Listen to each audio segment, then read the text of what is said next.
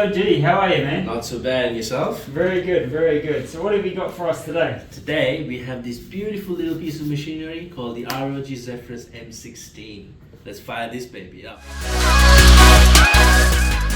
Tell me, what is it you like about this machine? I mean, what's not to like? This thing's got a beautiful little display. It's got the ROG Nebula display, which gives you a QHD resolution. It fires up all the way up to 165 Hz refresh rate, and it's got a 0.3 millisecond response time, which means your visuals are going to be really smooth and with gorgeous colors. It's also got an Intel i9-12900H processor, and it goes all the way up to an RTX 3080 Ti, which means you're going to get incredible performance from it.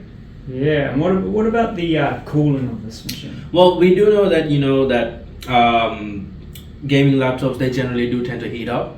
But with this one, we've got the ROG Intelligent Cooling, which means it's got a vapor chamber, it's got the arc flow fans, which means it's going to stay as cool as a cucumber no matter what game you're playing. Man, I'm sold. So where do I sign up?